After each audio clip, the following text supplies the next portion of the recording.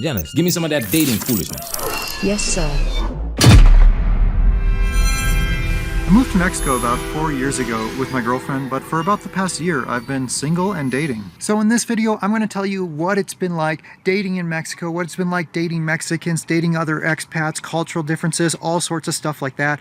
And let me tell you, I have some interesting stories that I'm going to share in this video.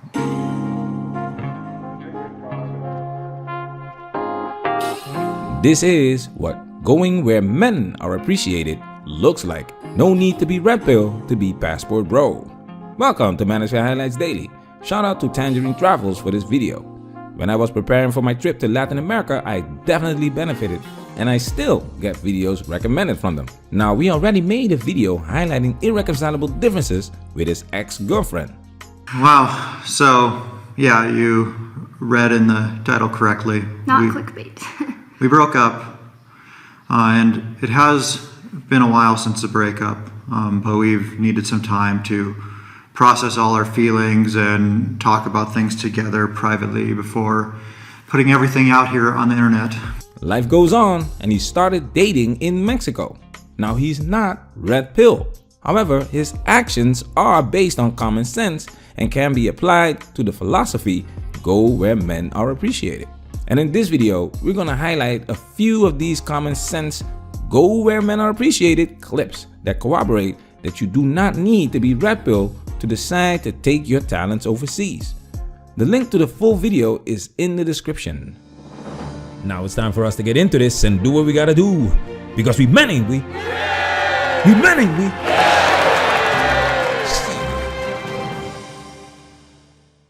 I've used Tinder in the US, and there, to match with the prettiest girls, you either basically have to look like Bradley Cooper or have a shirtless profile picture showing your six-pack abs standing next to your Ferrari. And since I neither had a Ferrari nor looked like Bradley Cooper, I was basically a nobody on Tinder in the US.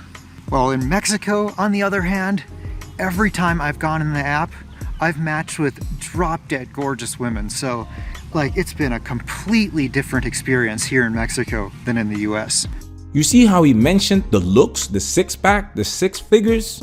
You don't need to be RedPill to understand that you need to be a Chad or a Tyrone to get matches on Tinder. I like that he said the prettiest girls, because that is politically correct. We made videos that prove that women in general are only looking for the top 10, top 20%. Check out our video of average guys swiping right on every girl on Tinder. It's mind-boggling. So it only makes sense to look elsewhere to increase your chances of success in the dating market. And yes, in Latin America, you don't have to be a Chad or Tyrone to match with the prettiest girls. However, being from the States definitely helps. Another feature I love about Tinder Platinum is I can see all of the girls who have already liked me. This is actually the reason why I met my current girlfriend. Yeah, that's right, I have a girlfriend now. By the way, if you want to meet her, subscribe to the channel and hit the bell, because I think she's going to be in next week's video. Not to disrespect his previous girlfriend, who is the co-founder of the Tangerine Travels channel. She sold her share of the channel to him and started her own channel. That's doing pretty good, by the way. But his previous girlfriend is an indication that he's not looking to date supermodels or anything. And I have to say that his new girlfriend is a representation of that, even though she is an upgrade in the looks department. The majority of men are not looking to date supermodels. We are simple creatures. We don't need much to be happy. And now for the topic I know a lot of you want to know about, what it's been like dating Mexican women. Now, when talking about cultural differences, I'm going to be generalizing a lot because you have to when you're doing this kind of thing. First, let's talk about who's expected to pay. Well, in the US, when I would go out on dates, I think generally the man is expected to pay. However, there, when the check would come, my date would generally reach for her purse, and then I felt like it was kind of expected for me to be like, no, don't worry, I got it, or no, how about I get this one and you get ice cream, or something like that.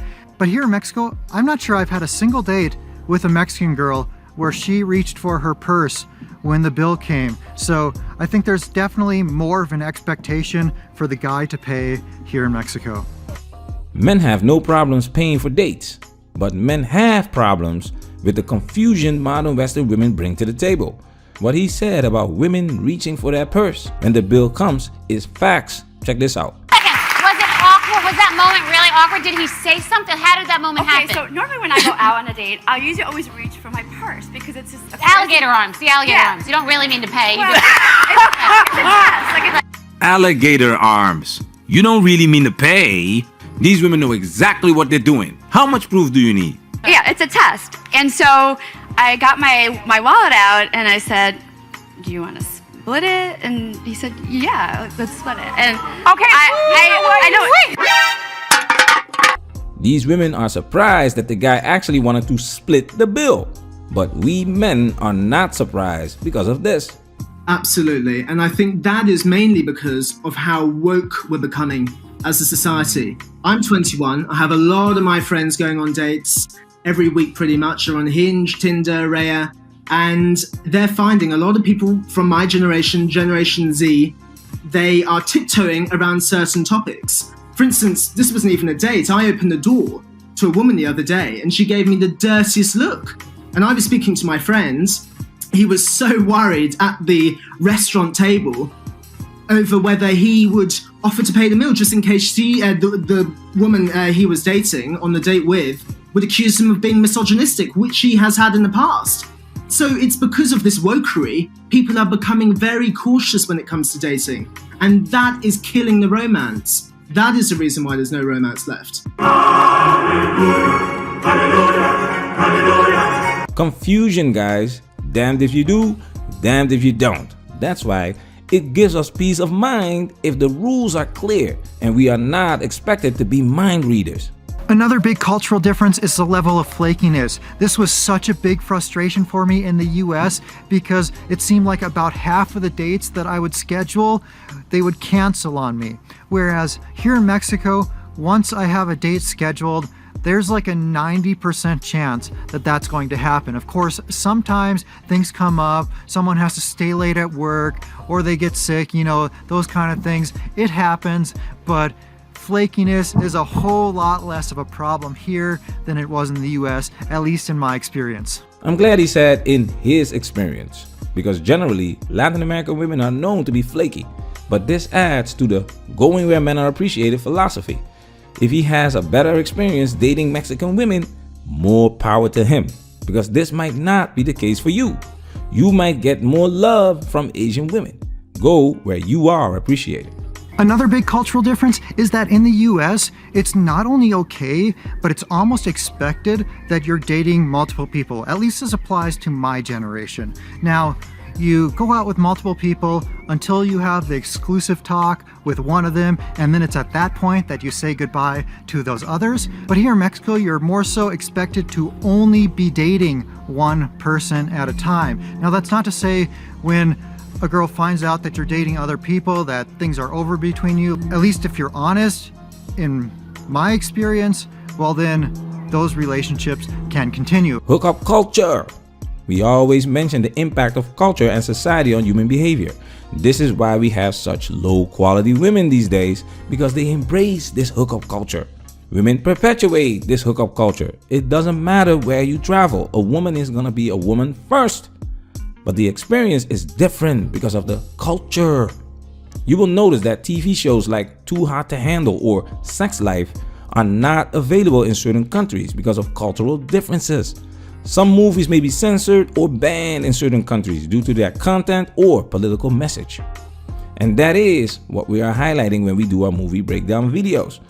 This woke narrative, this effeminist narrative that is shoved down our throats.